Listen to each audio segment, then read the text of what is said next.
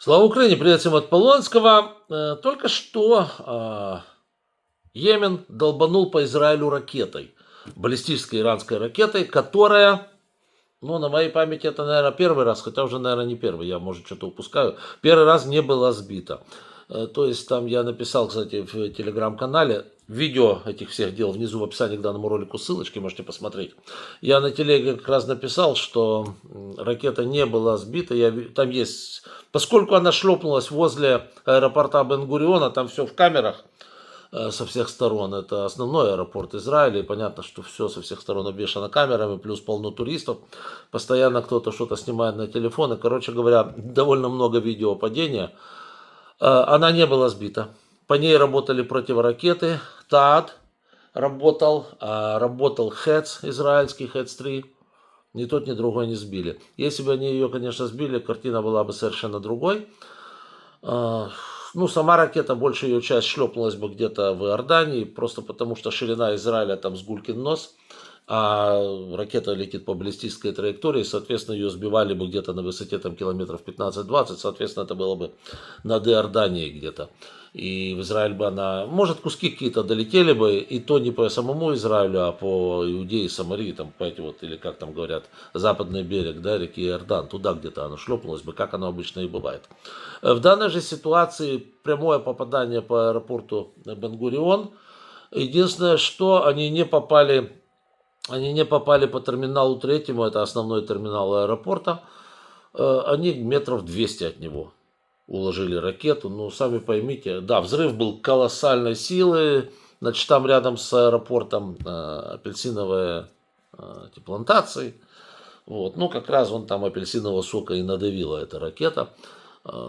Скажем так, раненых, убитых нету. Ну, как говорится, делали с легким испугом, кто-то отделался инфарктом, потому что, ну, бабахнуло по духам, можно сказать, рядом. Мощнейшая вещь. Вот, и тут вот, да, к чему я это все говорю и почему это для нас важно. Ну, смотрите, прежде всего, самый главный момент, как оказалось, все вот эти противоракеты промахнулись. Промахнулись, да. У нас мы используем Patriot 3, они используют ТААД, более современный, как считается, и собственный, это израильский ХЭЦ 3, или Стрела 3, или там Эру ее еще называют, как угодно, но ХЭЦ 3. Вот. И тот, и другой, что называется, не смогли сбить. Никоим образом эту ракету иранскую.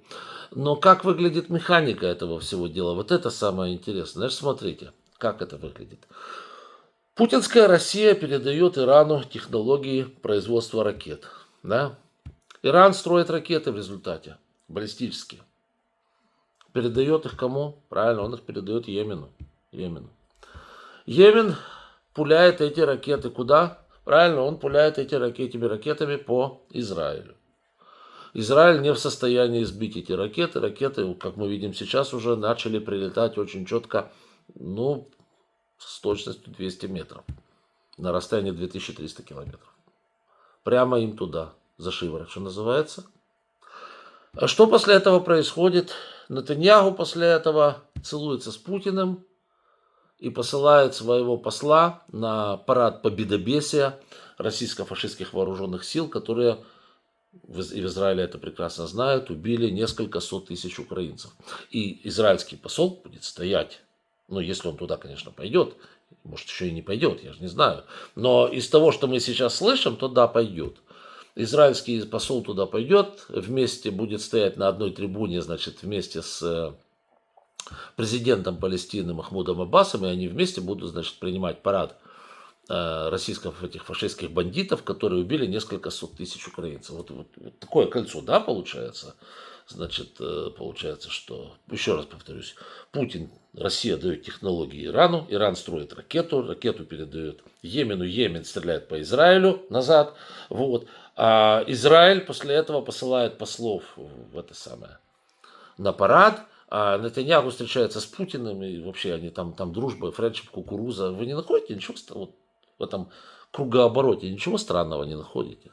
Вот я тоже нахожу, как-то это все выглядит. Воняет это все, да, вот очень такое хорошее слово, воняет.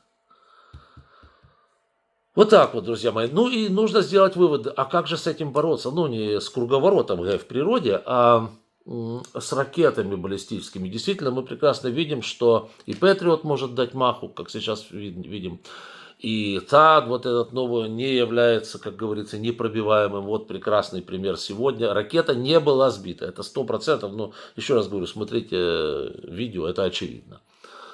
Вот. ХЭЦ не является непробиваемым. Ну, что тут можно сказать? Тут, что касается нас, Украины, нужно просто строить свою баллистику. Чтобы расширить. У них же тоже, понимаете, у них же эту баллистику тоже нечем сбивать. Ну, по сути дела, у них есть С-400, который в теории может сбить эту самую баллистику. На самом деле, ну, будет еще хуже результат. Вы же прекрасно понимаете, что такое С-400. Это делали те же криворукие люди, которые делали «Жигули». Ну, и москвичи, и всю прочую лабуду. Это те же самые, та же публика делали. Криворукая абсолютно.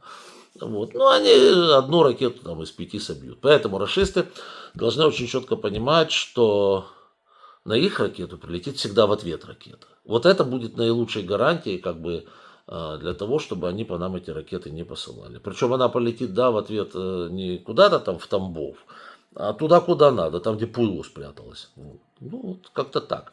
Вот, потому что все остальные варианты, видите прекрасно, что ПВО это все хорошо, и оно действенно другой раз. Но в случае с баллистикой скорость баллистической ракеты настолько высока, что гарантировать, что все будет сбито, никоим образом невозможно. Я вам скажу честно, ну это давно было уже, это было лет 25 назад, наверное, да. Я видел по роду деятельности в свое время, как работают Патриоты. Это тогда еще был первый Патриот, я не хочу сравнивать с этими. Эти, конечно, намного более крутые и так далее. Но я видел, как работают, когда была операция «Буря в пустыне». Вот. Оно летит сверху, скады тогда пуляли. То же самое, баллистика, болванка летит здоровенно. Скадами пулялись во все стороны. Эти Патриоты пытались их сбить. Ну, сбивали на тот момент, с моей точки зрения, ну, 1 из 3.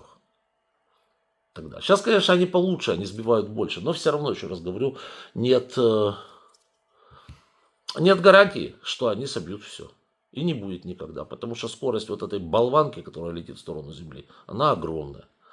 Вот. И вот так вот, да. То есть, вот, кстати, правильно Зеленский вчера или позавчера, когда он сказал, что баллистические ракеты делаем срочно, баллистические ракеты. Без них тяжело. Все-таки процент сбития крылатых ракет гораздо выше. А баллистика есть баллистика. Хрен ты ее собьешь. Тем паче, когда у тебя там криворукая вот эта вот С-400 на вооружении.